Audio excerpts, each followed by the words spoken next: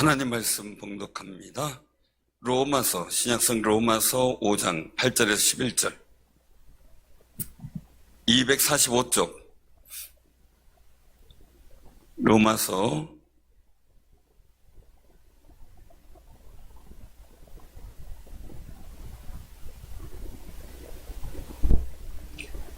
로마서 5장 8절에서 11절. 우리 교독하겠습니다. 교독한 후에 우리 바울 남성계가 오늘 하나님 앞에 찬양으로 영광을 돌린답니다. 박수는 이따 칩시다. 우리 8절부터 제가 한 절, 여러분들이 한 절 교독하고 우리 찬양단이 한 절 같이 교독해 주시면 좋겠습니다. 우리가 아직 죄인되었을 때 그리스도께서 우리를 위하여 죽으심으로 하나님께서 우리에 대한 자기의 사랑을 확증하셨느니라.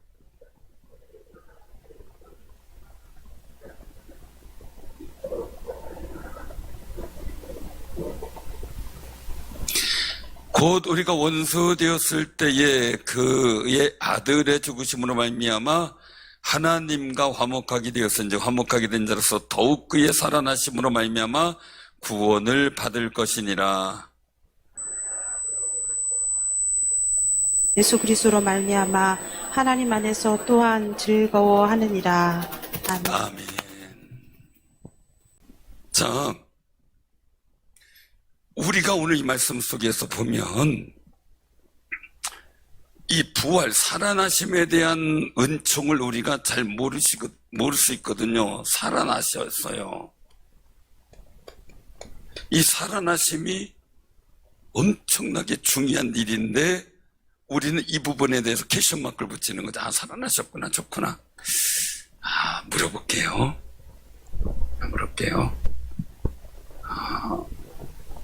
사람이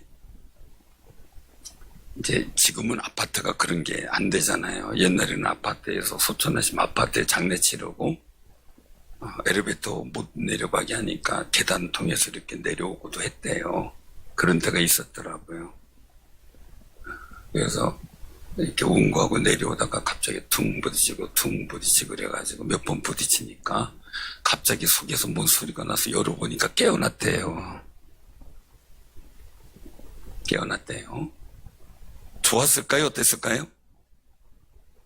놀랬겠어요? 모든 답을 다 피해갔어요. 그대가 살아계시다가 또 소천했어요.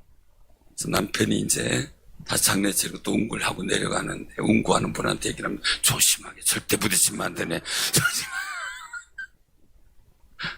절대 부딪히면 안 되네. 이것도 지어낸 얘기예요, 분명히. 그죠? 제가 볼 땐 지어낸 얘기 같아요. 근데 의미심장한 얘기예요. 의미심장한 얘기. 내가 사랑하는 사람이 깨어나길 원할까요? 그냥 그대로 끝나길 원할까요?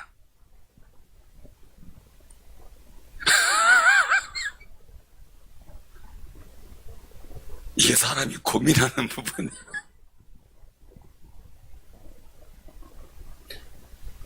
어떻게 해요? 가면 돼. 깨어나니까 문제.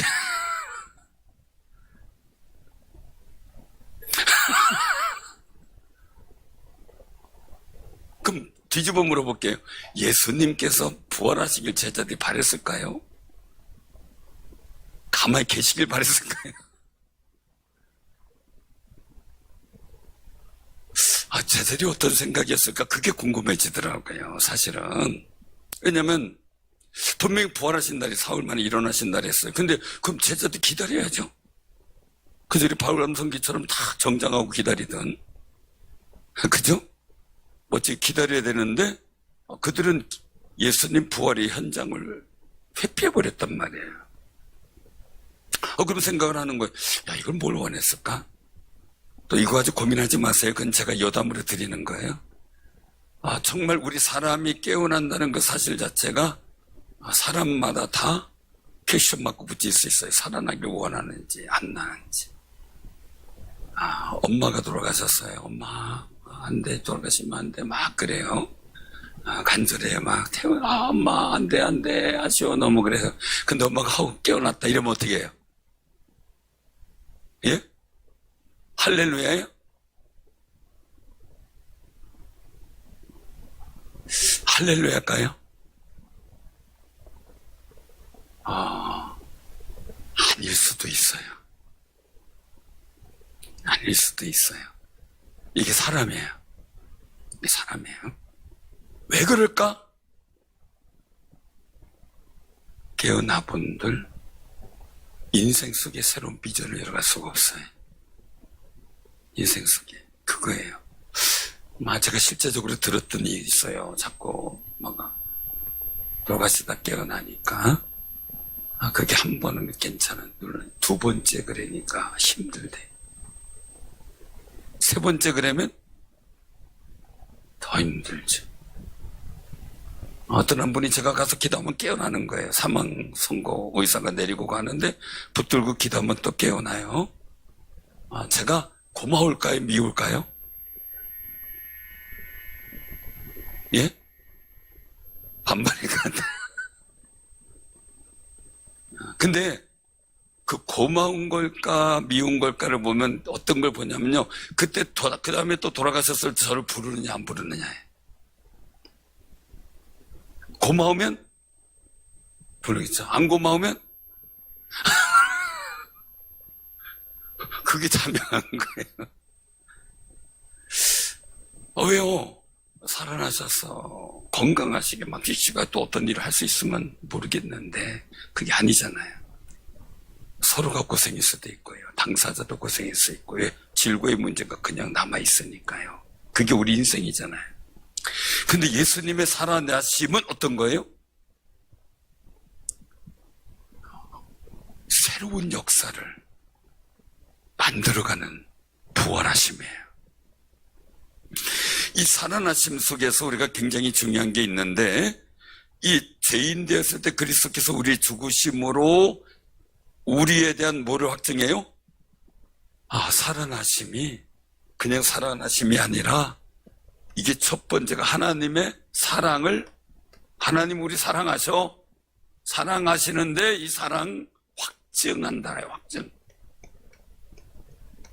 증명돼서 확실하게 증명된 거예요.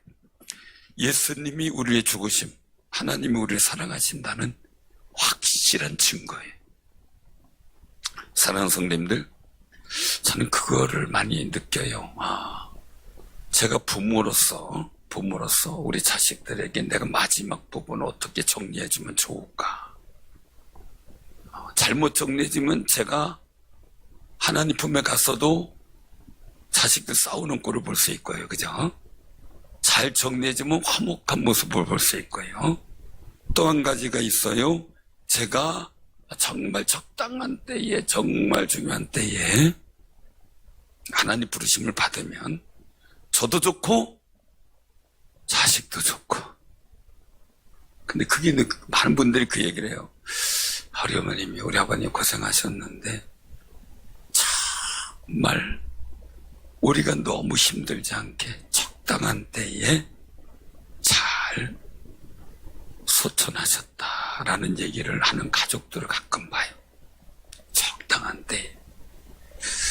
우리가 하나님 적당한 때에 불러주옵소서. 그 기도도 필요하겠다. 왜냐면요, 연세 많고 적고가 문제가 아니에요. 지금은. 그죠? 언제 부르실라. 지금 최근에도 우리 아는 목사님이 저보다 1살 많은 분인데 우리 노예분이 소천하셨어요. 우리 동기 목사님은 우리가 2월 달이네. 2월 달.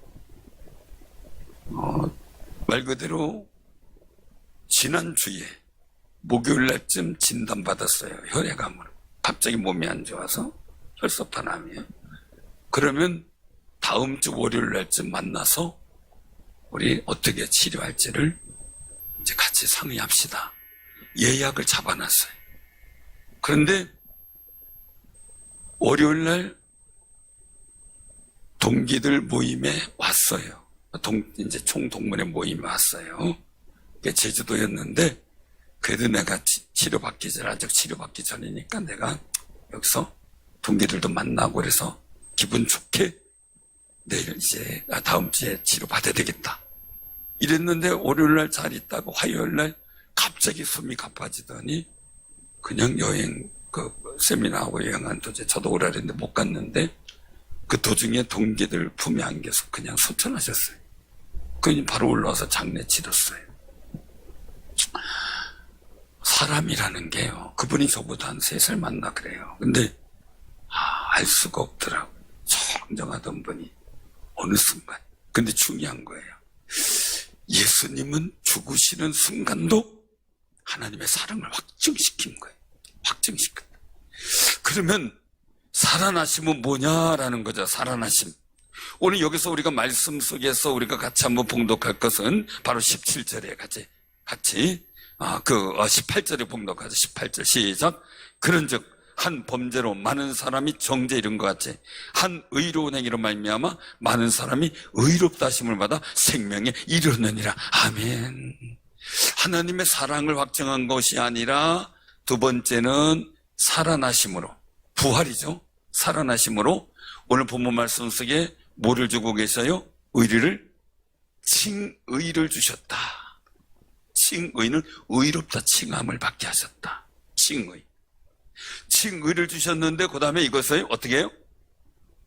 생명을, 즉 영생을 소유하게 하신 거예요. 그러니까 이 하나님의 사랑을 확증하고 우리에게 칭의와 영생의 역사를 주시기 위해서 죽으심과 부활하심의 타이밍이 정확했다는 거예요. 정확했다. 사랑하는 성님들, 이렇게 보면은 제가 우리 친구가 그런 얘기를 해요. 우리 이제 어머님 장례 때 같이 이제 와가지고 밤새고 이제 갔는데 저 이제 어머님 얘기를 하면서 같이 얘기해서 본인은 너무 힘들대. 무남동녀 외동딸하고 결혼했대. 그러니까 이제 사이가 장남 역할까지 해야 되는 거예요. 근데 차를 가지고 가다가 뺑소니 차에 차 사고가 나서 이분이 이제 그 뺑소니 차는 도망가 버리고 그 잡았는데 무보험 차량이었다. 그러니까 아무것도 보험 처리도 안 되고 이런 상황에서 병원에 입원해 있기 시작했는데 병원에서 누워서 26년에 그리고 얘 엉덩이 이런데 골반뼈가 다 욕창이 나가지고 뼈가 보일 정도로. 그런데도 좀 생명 연명장치를 안 했으면 좋겠네. 연명치료를 안 했으면 좋겠는데 본인도 적당한 때 돌아가시면 좋잖아요. 고생 안 하고. 왜냐면 내가 의식은 표현 안 해도 이 감각은 다 느끼거든요. 통증과 아픔. 아프다 소리를 못할 뿐이지. 이분이 의식은 없어요. 의식 없고 26년 동안 식물인가처럼 누워서 있는데 그 장모님은 끊임없이 그걸 그래도 보살핀다고 하는 거예요. 게다가 이제 숨이 막 꺼질 것 같으면 또 데려가가지고 연명장치로 살려놓고. 그 친구가 얘기를 하는 게 이게 참 옳은지 모르겠다. 이게 바른 건지. 우리를 위해서나 본인을 위해서나 아버님을 위해서 이게 바른 건지 모르겠다. 그 얘기를 하더라고요. 여러분들 볼 때는 어때요? 그러면서 저의 이제 상황 얘기를 듣더니 그분이 고마운 줄, 감사한 줄 알으라고 그러더라고요. 그래서 내가 이제 그 얘기를 했어요. 그 얘기를 하면서 26년 동안 있었던 일을 쭉 얘기를 하는데 정말 힘들었겠다. 좀 생명 연명장치 안 했으면 좋겠다. 좀 간청은 하는데 서울 사는데 지방까지 내려갔는데 3-4시간 걸리는 거예요. 장문 전화하면 막 또 내려가야 돼요. 왕복 3-4시간 아니라 가는 데만 3-4시간. 그걸 26년 동안 전화할 때마다 내려가고 이런 상황들이 벌어진 거예요. 너무 지치고 이제 힘들다라는 얘기를 그런 거 가만히 보면서 그 생각을 했어요. 적당한 때, 복 있는 때, 아름다운 때를 만든다는 게 이렇게 힘들구나. 은혜로운 때를 만든다는 게 이렇게 힘들구나. 그런데 예수님께서는 그의 고난과 죽으심으로 하나님의 사랑을 확증하셨고, 그리고 또한 우리를 죽으시고 부활하심으로 의롭다 칭하시고 영생도 주셨고, 그런 예수님의 죽으심과 부활은 굉장한 큰 의미를 갖고 있는 거죠. 그럼 우리도 생각을 해봐야 되겠죠. 우리가 하나님 앞에 서천되어 부름받을 때와 이 세상에 살아가고 있을 때의 일들 속에 우리는 하나님의 사랑을 우리 자녀들에게 우리 스스로 어떻게 확증하며 살 것인가? 되는 대로 살아요? 되는 대로? 그것 때문에 그 얘기를 해요. 아침에 출근할 때마다 사랑해, 사랑해, 사랑해 3번을 꼭 확답을 들어야만 보내주는 부인이 있어요. 좋겠죠, 그죠? 예? 나 사랑해. 사랑해. 정말 사랑해. 정말이야, 사랑해. 그래야 가는 거. 그래서 급하면, 여보, 사랑해, 사랑해, 사랑해. 안 돼! 그런 게 어디 있어? 또 얘기하고. 그러다가 어느 날 기분이 안 좋아서 싸웠어요. 싸웠는데 여보 사랑해라는 말도 못하고 바깥에 나가보지도 않았어요. 그리고 그 남편이 그냥 갔어요. 그런데 그날 가다가 교통사고로 소천했어요. 평생이 한이 된 거예요. 내가 그렇게 사랑에 표현하다가 왜 마지막에 사랑의 한마디를 못했을까? 왜 마지막에 잘 갔다 오라고 안아주지 못했을까? 그리고 후회를 하며 사는 분이 있더라고요. 사랑 성님들, 사랑한단 말 자주 하세요. 최한규 장로님, 김경재 권사님은 잘하죠? 늘 지금도 자기야 하는 분이니까 뭐. 그 다음에 여기서 연세 많으신 분이 누구예요? 그 다음에? 최한규 장로님 다음에 연세 많으신 분이 누구예요? 예? 아니 여기서 지금 부부가 예? 범장로님이에요? 장복호 권사님 많이 하세요? 사랑에 많이 하세요? 소용없어요. 마음속 소용없어요. 범장로님 하실까요?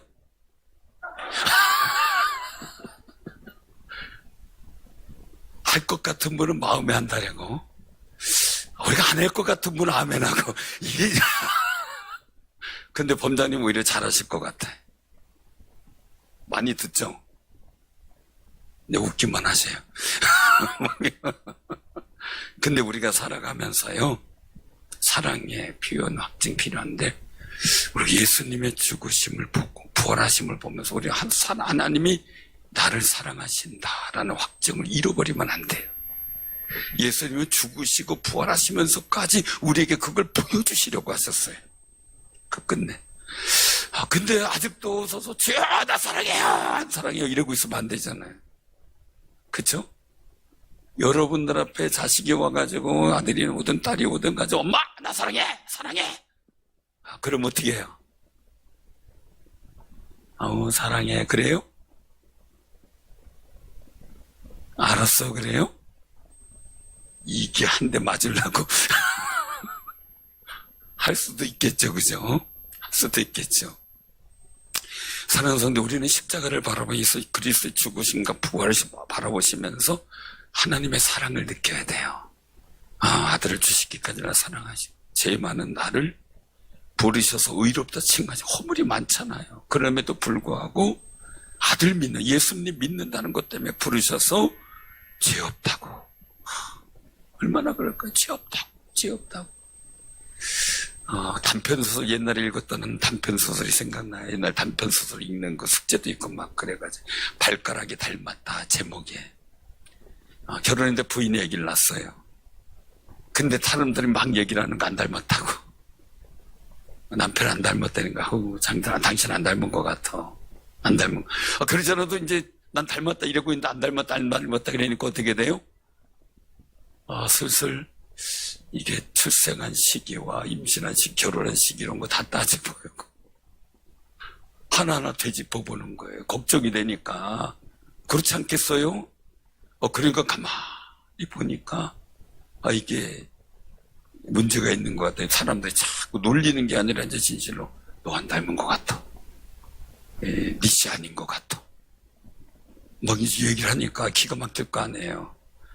그럼에도 불구하고 이 주인공은 이게 나 안 닮았다면 어떻게 하나 이래가지고 고민하다가 닮은 구석을 찾다 보니까 발가락이 닮은 거예요.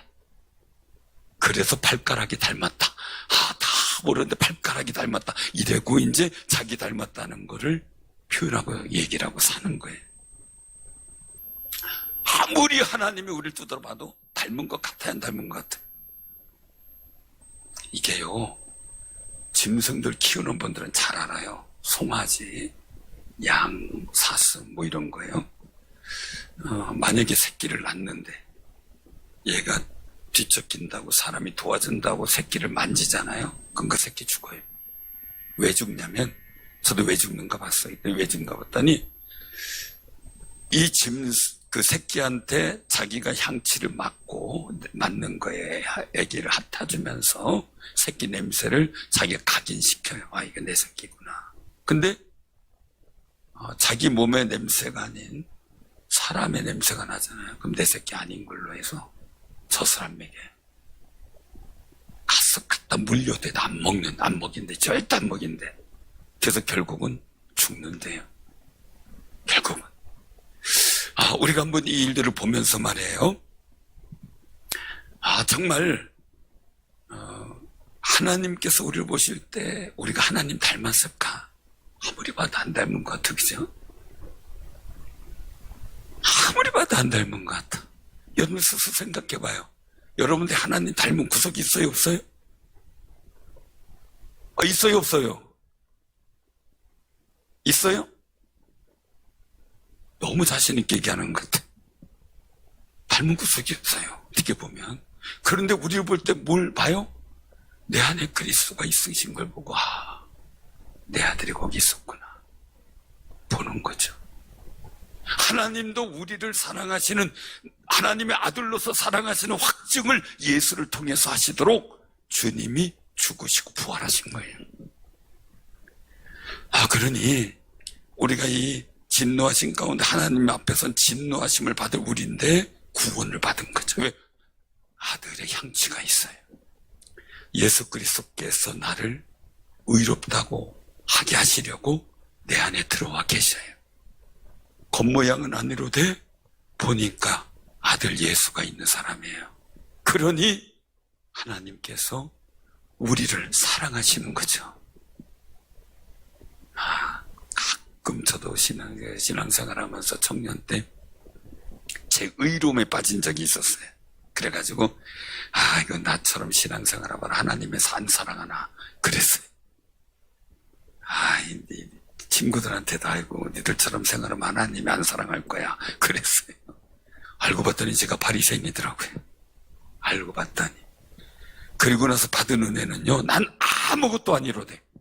예수님 때문에 하나님이 나를 구원하시고 위로하시고 사랑하시고 힘주시는 거더라고요. 그 은혜를 위해서 예수님께서 십자가 달려 죽으시고 부활하신 거예요. 그래서 우리에게 주시는 게 뭡니까? 오늘 말씀 속에서 이제 주는 거예요. 10절 11절 같이 시작.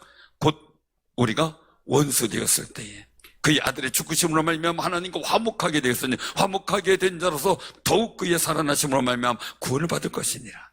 그뿐 아니라 이제 우리도 화목하게 하신 우리 주 예수 그리스도로 말미암아 하나님 안에서 또한 즐거워하느니라. 아멘. 자, 우리가 화목하게 됐어요. 세 번째, 화목하게 됐어요. 화목은 두 가지. 자, 하나님과 우리, 그리고 우리와 우리, 서로, 나와 너. 하나님과 우리가 화목하도록 예수님께서 십자가에 달려 죽으셨다 이거예요. 그럼 우리도 서로 화목한 일도 속에 우리는 서로 닮은 꼴이 없는데 서로 성질도 다르고 개성도 다르고 다 다르잖아요. 그죠? 성질 머리라고 그러죠. 성질 머리들이 일어나면 어떻게 돼요? 머리가 되면 모르는데 대가리가 되는 경우가 있어요. 이거 대가리도 표준어예요. 사람 머리는 머리고요. 생선이나 이 짐승 머리는 대가리예요. 표준어예요. 속어가 아니고. 사람은 이성의 통제를 받고 절제가 돼요. 근데 짐승들은 그게 안 되잖아요. 그래서 사람이 일들 속에서 이 화목하게 되는데 서로 우리가 볼 때 우리가 살아가는 게 아니라 서로 안에 예수를 봐야 돼. 왜? 하나님이 나를 볼 때 나를 보는 게 아니라 내 안에 예수를 보잖아요. 그래서 화목하게 되는 거죠. 그래서 성경의 모든 일들 속에는 화목이에요. 자 보세요. 욥기의 마지막은 뭐예요? 욥이 그렇게 자기를 비난하고 했던 친구들을 용서하고 속죄제를 드리고 축복하면 화목해 돼요. 자, 요셉이 형들이 죽이려고 하다가 노예로 팔았어요. 애국 가서 온갖 고생하다가 총리가 됐어요. 근데 가뭄이 들어서 식량사로 이제 요셉 앞에 온 거예요. 요셉이 볼 때 요때는 기회다 하고 콕 밟아버리면 끝나는 거예요. 그죠? 근데 하나님 원하시는 건 뭐예요? 요셉을 통해? 하나님이 당신들의 생명을 구원하기 위해서 나를 먼저 보내셨다. 이 얘기는 뭐예요? 당신들이 나를 파는 게 당신들의 악한 마음이었을 몰라도 하나님의 뜻이 있기 때문에 다 용서하는 거예요. 화목에 내가 당신들의 자녀를 길러주겠다. 화목에 여러분들 삶의 자리도요, 모든 일이 화목으로 열매 맺도록 기도하세요. 때로는 힘들 수 있어요. 때로는 복잡할 수 있어요. 그러나 우리가 영적으로 육적으로 화목을 이루는 것이 하나님에서 즐거워하는 성도들의 아름다운 영적 모습이에요. 그래서 이제 우리를 화목하게 하신 예수 그리스도로 말미암아 하나님 안에서 또한 즐거워하느니라. 그래서 늘 교회는 잔치집 같아야 돼요. 웃음소리가 있고 기쁨이 있어야 돼요. 외상값도 자주 갚아야 돼요. 지난주 기억하실 분들 생각나시겠죠? 뭔가 달라지는구나. 그렇게 하도록 말입니다. 그래서 우리가 이제는 서로 우리가 볼 때 하나님이 나를 내 안에 계신 예수를 보고 화목하게 하시고 사랑하시고 용서하시고 구원하셨어요. 우리도 서로 안에 있는 예수를 보시며 존중해 주시며 사랑해 주시며 서로 화목하시며 하나님께서 주시는 영적 즐거움이 또한 범사의 즐거움으로 번져나가는 부활의 능력이 나타나기를 주님의 이름으로 축원합니다. 아멘.